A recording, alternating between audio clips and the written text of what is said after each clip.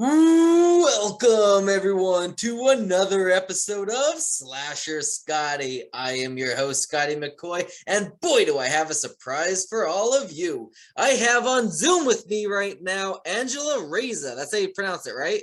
It's Race. You could actually just call me Angela Rose. It's fine. That's how they credit me. There you go. So. Angela Rose, and she is a musical composer, and she's going to also be working on a film as the composer for that Michael Taylor is coming out with, The Naughty List. How are you doing, Angela?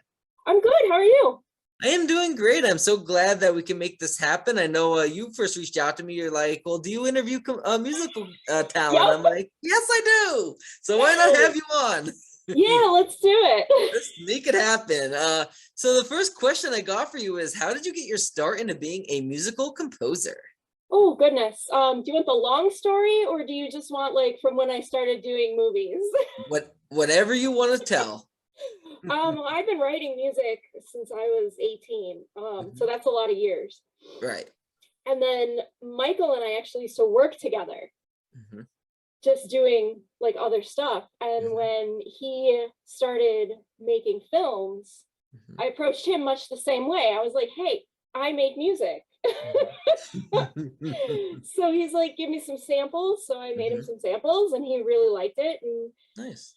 He actually shared, I guess, those samples with Carl Miller, who offered me an opportunity to make some music for 72.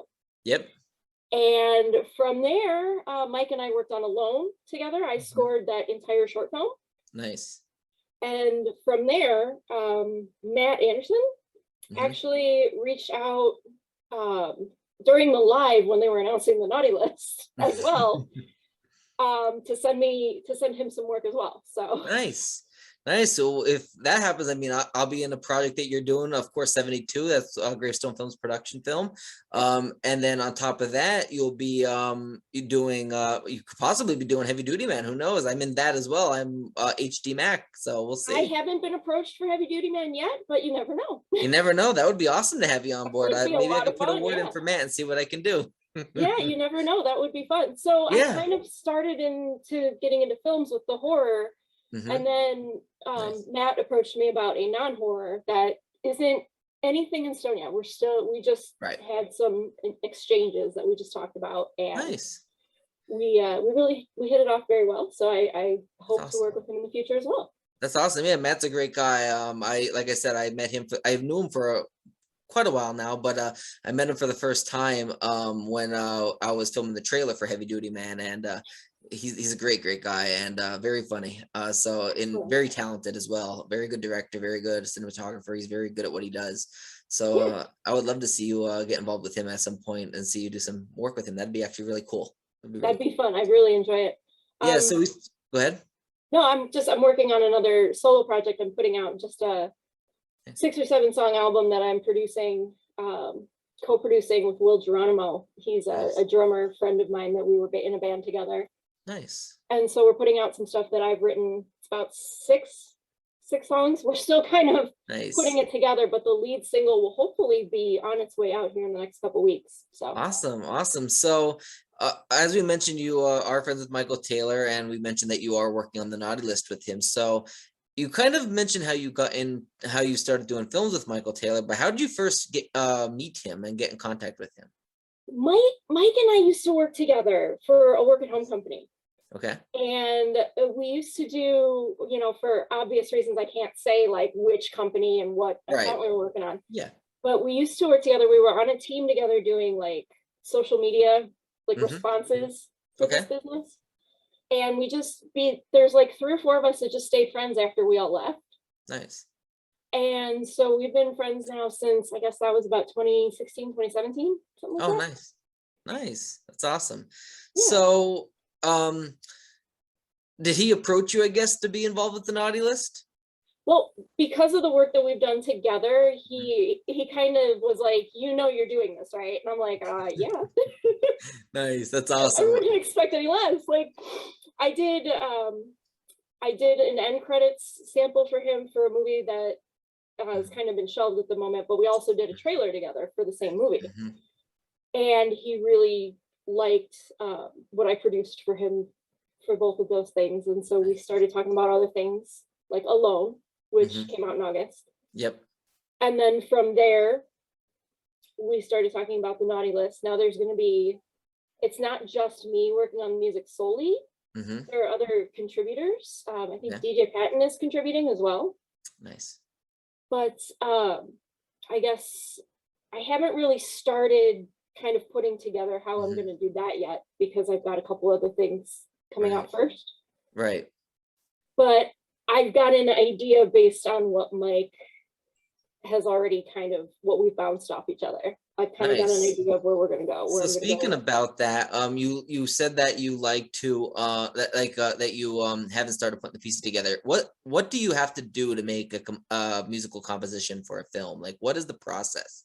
So for me, the first thing I like to do is get a look at the script and kind of see the flow of the movie. And then from there, I kind of like to hear or see how the scenes are going to go.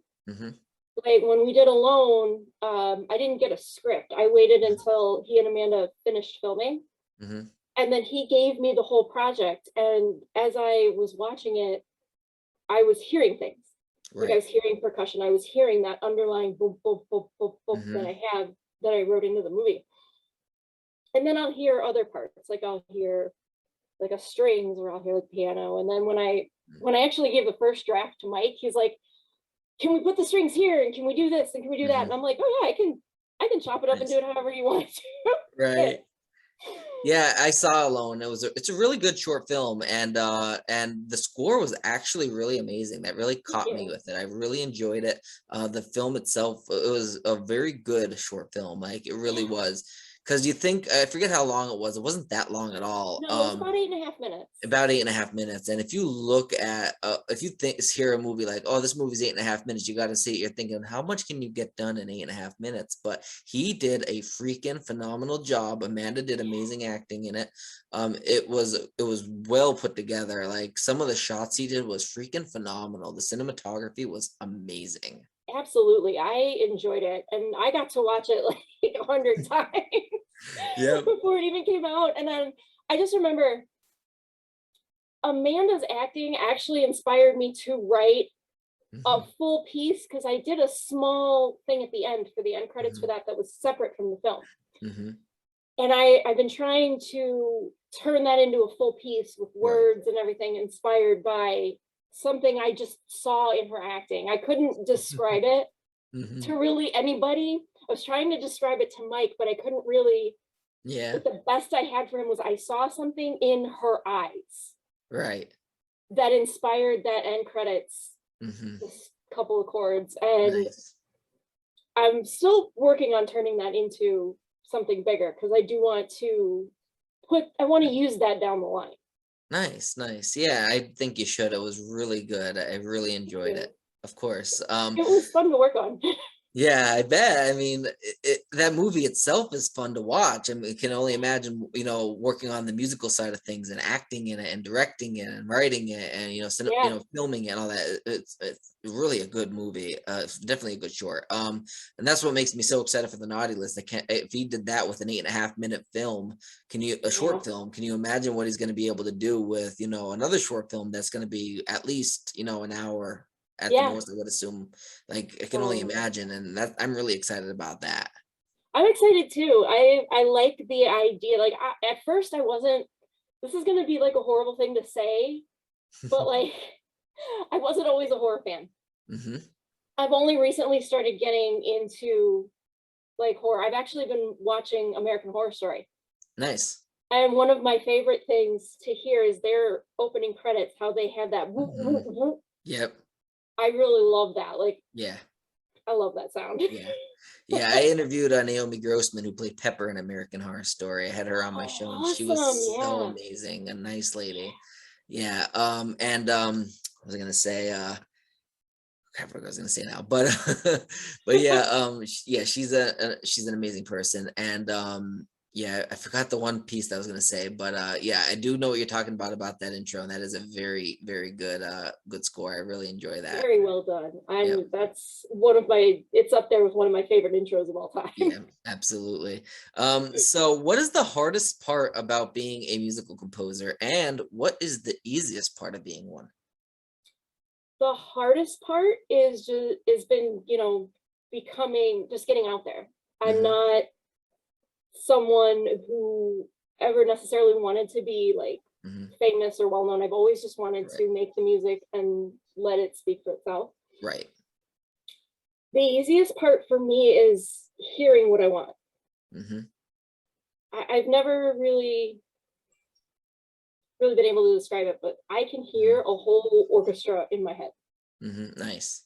I can hear what I want to put out. If I see something, I can hear the background. Right. But yeah, the hardest part has been becoming more well known. Nice. Yeah. And the thing is with being able to hear a whole orchestra, the same also could be said for filmmakers. Like when we're writing a script, like we envision what we want the beginning, middle, and end and the death scene to look like. Yeah. Now, what the difference with the music side of things, I'm assuming, is that with the music side of things, you can make it one way you envision it, but if it doesn't turn out that way, you can always fix it. Whereas in filmmaking, if you don't have the right tools and the necessary stuff and you envision it to work this way, but it's like, I don't have the funds to make it that way. Now I got to improvise it a different way. That kind of, but the thing is similar. Like you can hear a whole orchestra, but you can also envision a film. And one thing I always say also, and this is going to a different subject, but what you do makes or breaks a film. Like what the music, the audio, the sound effects, everything like that makes or breaks a film. Like the music is a very important aspect of a film. Oh, it absolutely is. It sets the tone. I don't mean to interrupt you. I'm sorry. No, go ahead. It sets a tone. And along with that, when Alone came out, we were up at my in-laws family cottage that weekend, and it was raining, just raining. So we're in like the backwoods of Wisconsin, and it's raining, and I show the film to everybody. My mother-in-law, she was so affected by it that she kept telling me, she's like, I can hear it in my head. Nope, you have to walk me back. And I love her for that. She's one of my biggest supporters, honestly. Nice. That's awesome. And like you said, it really does set the tone. And if the music isn't the right tone or the right level or the right thing for the theme of the movie, a lot of people don't realize that the music, like as a filmmaker, you need the right musical score for a movie, and you don't realize that. But then when you go to watch a movie, you're like, oh, that doesn't make sense. It's like that's why it's important. It needs to catch the audience. It needs to set the audience in, especially the opening credits scenes, because that is the first thing an audience member is going to see in a movie. So you want to draw them in with that, because if you don't draw them in with it, they're like, well, that's whatever, $9 or whatever down the drain. I don't need to watch this anymore. I can't stand it. Like, you know what I mean? So a musical score is really what keeps an audience member glued to the screen. Yeah, really absolutely does. I know, especially as someone like me, the music is extremely important to the film or the show or whatever I'm watching. Absolutely. So do you also do the sound effects for films? And if so, how does that differ from the music of creating the music? So I don't. With Alone, I added a couple of thumps as part of the music, but I did not do the primary sound effects. Like that was all Michael. Okay. But like I said, I did add a few thumps that were part of the music. I would love to do sound effects and add to kind of the repertoire, because I've always been kind of fascinated with like Foley effects. Yeah. And how they're made. Yeah. I just, between gaming and movies, I like sound. I like voice actors. I like sound. I like music. I like what it takes to put together the complete auditory process in the movie. Yeah, absolutely. And sound effects really, they're also another important part. Like, I mean, it could really make or break a movie. And I'll use this as an example. Halloween 5, The Revenge of Michael Myers. The score was great. Everything about it was great. But you got those freaking goofy buffoon cops that have those or whatever. Like, it's like, wait, what just happened? So now that you mention that, when I do finally see it, I'm going to be thinking of that the whole time. And my sister's a huge Halloween fan. Yeah. And so now I kind of want to know. I want to ask her if she Did noticed you that ever at see that all. movie? I have not, no, but Okay, my that is one. sister most likely has. She's a huge Halloween fan. Then So. you will have to watch that movie as well, and just even go to the spot with the cops. They look like they've nicknamed the Keystone Cops. Like they're wearing green jackets. Yeah, and it's like near the beginning they have it, and like it goes toot, toot, toot, and then he goes. It's really out of place. Oh my god, I'm gonna have to just find that just for that part now. Yes, and I'm sure it's on Google. Just type in Halloween 5 cops, and I'm sure you'll find the scene that they're in. Is like it's literally just like they're standing and it's crazy. Like they're goofs. Like it really is weird. And I just remembered what I forgot earlier as well. You mentioned that you just recently got into horror and how you said that was a bad thing, kind of, or whatever. Well, let me go one further. I have interviewed actors and actresses from horror movies that aren't horror fans. Oh. They do it because it's for the money and that, but they don't watch them because they're terrified of them. So I have. Well, at least I'm not the only one. You're not the only one. that makes me feel a little bit better that I'm not the only one. Because I remember the first horror film I saw. It was the original It. And I was only like 8 years old. That can scare people and make people traumatized of clowns for life. Yes. So when they remade it, I didn't want to see it. Yep. So then I will Samhain, which is our first feature film. I don't know if you saw it or not, but it's on YouTube for free now. If you are afraid of clowns, stay away. Because our villain is a clown and he has a creepy clown laugh and he makes clown jokes when he kills people. Oh geez. It's just a horror comedy, but we had some people that are terrified of clowns. They didn't know our main killer was a clown. They were at the premiere and they're like, "I told you to tell me if there was a clown in it." Oh my goodness. Yeah. So it's interesting. So do you use what? I'm sure you use special software for composing the musical score for the film. So what do you use, and was it hard to learn it? So the digital audio workstation that I use to record everything into is Reaper. Okay. It's compatible with just about any system. They give you a free trial. Okay. And it's the least expensive out of like Pro Tools and all the other ones. Like I know them all, but I can't think of them all off the top of my head right now. Right. So that is my primary workstation where I do all of my recording. I play a lot of different instruments. So I have a couple of keyboards. Got that one back there, and then I've got a MIDI controller over. You can kind of see the buttons over here. Nice.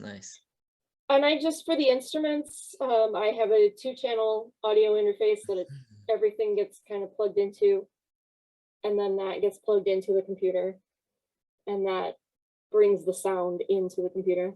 Nice. Have you ever used Audacity? I have not. I've looked into it. I've looked into a few others. I really like Reaper, and the funny thing that I like about Reaper is that you can kind of set it up however you want. Okay. Nice. You can put in like special commands. You can pretty much edit anything. Nice. Anything you create in MIDI, you can print out as sheet music. Nice. Is Reaper free? They have a free trial, and that's what I really love about them, because I've used the free trial probably longer than it's respectable to. Nice. But I am going to purchase it. I really am, I promise. I asked because I know Audacity is free, but it also is, I mean, obviously because it's free, it probably isn't the best of what you can probably get out there. Like Reaper is not free. I'm sure it's got a lot better stuff. Yeah, the thing that I like about Reaper is it's comparable to Logic Pro. It's comparable to, how come the only one I can think of is Logic Pro right now? It's comparable to any major workstation software. Nice. And the individual price on it, when I do go to buy it, it's less than $100. Nice. So I'm gonna stick. I stick with it, but I can work in other tools. Nice. Like see, there's a lot. Go ahead. Sorry, I have like a whole bunch of software. No, you're fine. And it's like with filmmaking, there's so many different filmmaking software out there. The main one people use is Adobe Premiere Pro. But the thing with Adobe is it used to be great. It used to be where you get the creative suite for like $500 or whatever, and you can put it on 3 computers and you have it for life. But now you can't buy a creative suite anymore. They have it where it's a monthly thing or whatever. You have to pay like $50 a month per software, or you can get the whole suite or whatever a month for like $200 a month. It's like, I'm not paying that much money for it. So I don't use Adobe. I use like Movavi. I use like we use a bunch of other things. I think DaVinci is another one we use. Wondershare. So there are different softwares you can use. I use Windows Movie Maker, which is free but discontinued. I find it like online or whatever that you can download it for free. Still, because it was always a free software. It just doesn't come with computers anymore. I don't use it for a lot of my editing because it doesn't have what you need to do proper editing.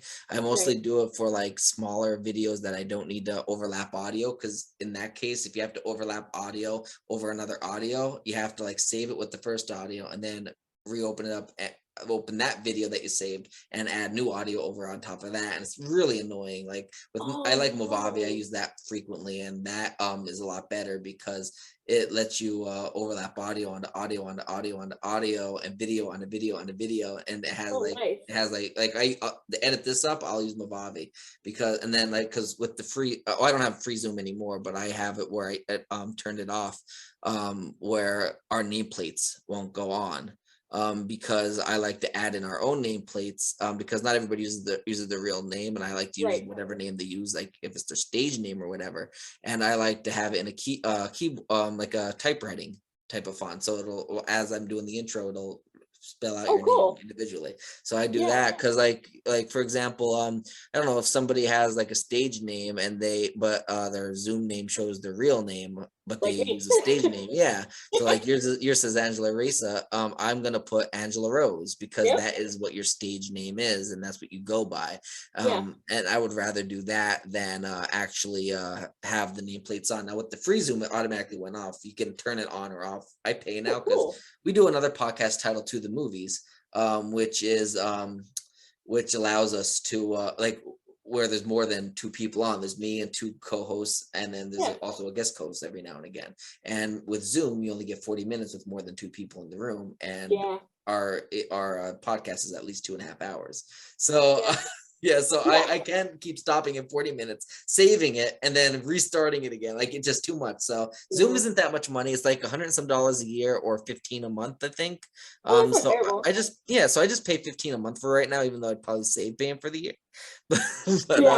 But it's and sometimes I do group interviews. So I mean, you know what I mean? So maybe if I don't know if this will happen, I'll talk to Michael about it. But if I have the cast and crew on a group interview, say for the Naughty List, for example, that'd be fun. You know what I mean? I can have you all on. If I'm paying for Zoom, we won't have limited to 40 minutes. Nice. Yeah, with Reaper, to go back to the editing, the way I did it with Alone is I just dragged the movie right into Reaper, and then I can pop up a video window, and I can overlap audio. That's awesome. And I edited it. Now with Reaper, can you actually see the video itself? Yeah. It pops up a video window, and I move it. I have like too many monitors. And so like I'll have my main Reaper on. I repurposed an old 47-inch television as a monitor. Yeah. That's awesome though. So I'll put my main editing window so I can see all the peaks and everything. Yeah. And then I'll move like my effects and my digital instrument screens. I'll move all that onto one of the other monitors. That's actually really cool though. That's a really good idea. And I mean, that's one thing, like even with Audacity, they don't allow that. Like it's only audio only, whereas Reaper does video and audio, which is very convenient. Yeah, it was really easy to do. Yeah. Too. And you can do that like with say Movavi and other filmmaking editing software, but you can't really edit the audio as you would with an actual audio editing software, like for example, Reaper, which makes it very, very convenient and much easier to edit, you know, what you need to edit. Yeah. Yeah. So I'm assuming you do, I think you mentioned it earlier, do you actually write music, like lyrics for films? I do. Well, not lyrics for films. I write, I have a whole library that I've amassed over the past 20 years of songs that I've written, just me, my guitar. Nice. And that's actually, I'm taking 6 of the ones that I like the best right now. and I'm putting them onto an album, and I'm self-releasing like an extended play, just nothing. That's awesome. I've got like I said, my friend Will Geronimo, he and I were in a band together. We went to college together. Right. And we stay friends. I stay friends with people. Like once you're friends with me, you're kind of stuck with me. Yeah. That's a good way to go. How I warn people becoming friends with me. I'm like, if you are going to be my friend, you are going to be stuck with me. Nice. So we stayed friends, and for a couple of years I've been trying to push out the solo project, but then I had my daughter, and other life events kind of came into play that I had to focus on. And now I've just really decided to just focus on music and put all of my priority, that like family priority number one, music priority number two. Like that is my focus, is just getting out there. And Mike's really been helping me get around and meeting people, and that's and that's how you end up meeting me and Carl. You end up meeting us through Mike. And that's how I met you guys. That's how I met Amanda. That's how I met Matt. And I'm very grateful that he likes my work so much that he tells other people about it. Like that's a huge confidence boost, and it's humbling at the same time. It's like, whoa, people like my work, and oh my God, people like my work. And that's awesome. And that's how you end up getting known, because like it starts out small with people like us and with Mike and all that. And then that gets around and word gets out, and they like, hey, who did that musical score? And they wait till to the end credits, and they look to see who it is. And when it says like your name, it's like, you know what? I like what they did. I'm going to reach out to them, and it circulates. That's exactly how it ended up with Matt Anderson. We were on the live. He liked Alone when he saw it, and then we were on the live talking about the Naughty List, and I was just kind of chilling in the back, participating, watching, Mike and Noelle and kind of playing. And the first question he asked was, "Who did your music?" And I was like, "That's me." And that's awesome, because that's how he enjoyed the film, obviously, but what caught him was the music. He really enjoyed the music, and that's why he asked that question. And that's how you met him, and obviously now you might be working on something with him. And then he's like, "Send me some stuff," and the next day sent him stuff, and he liked it, and he's got it in the back of his mind. He's obviously got people he's going to talk to, so fingers crossed. If he sees this, I haven't forgotten. Absolutely, and I'm sure he'll watch this. He watches a lot of my interviews, if not all my interviews. So I am sure he'll be watching this. And if he is, hi Matt. Hey Matt. All right. So last question I got for you. You obviously mentioned the Naughty List, and also 72. But do you have any other projects or other musical compositions that you are working for your own personal benefit, or for another film that you would like to promote to the listening and the viewing audience? Right now, just my album, which is currently still untitled, because I've been so focused on the music that I haven't really thought about the title. Usually how it happens. Right? Well, it's a 6-song, just extended play album. It's not like a full 11 or 12 songs. We decided for the first album that we're putting out, we're just gonna put out 6 of the best works and polish them up really good. Awesome. The lead single off of the album is going to be called No Secrets. Nice. What I like the most about it is how the verses swap between, they start in 4/4, which is just pretty simple. Nice. And then the choruses jump into 6/8, which is even so much fun to play on my guitar and so much fun to sing. Yeah. Not so much fun for the drummer. Other thing, I've done other work in the past. I have another with my band, August and December, from 10 years ago. There's an album we made that we never released, that I sang on. I did not write. I did some arranging so that I could sing them. Nice. But the primary focus for the next few months are going to be 72, the album, and then we're going to start working on the naughty list. Awesome. Sounds great. Do you have any like social media websites, anything that anybody that is watching this, if they're like, hey, I want her to do some work, or I want to reach out to hear something that she has, where can they reach you? Yeah, on Facebook and on Reverb Nation, you can find me under Angela Rose. Okay. I have a Wix website. Let me try to remember what that is. Because that's one of those wild ones that is kind of funny.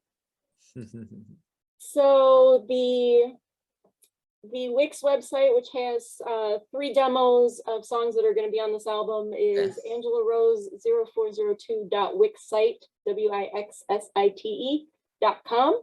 Okay. Awesome. And I'm on Instagram, but I don't post. It's Angela Rose. God, I never use Instagram, but I'm on it.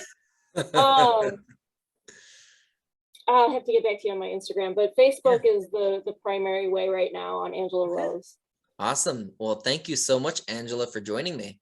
Thank you for having me. I really enjoyed this. I did too. I had a great time. I learned a lot about you. I'm so excited to start working with you on 72 as well. Can't wait to see what you can bring to the table on that. I know Carl will probably be reaching out to you when he's ready. I actually sent him about a 45-second sample of what I'm working on for the intro. So awesome. Can't you can hit him up if you want to hear that. Yes, absolutely. Well, I thank you so much for joining me. You have a great rest of your day. Thanks. You too, Scotty. Thank you. Bye. Bye-bye.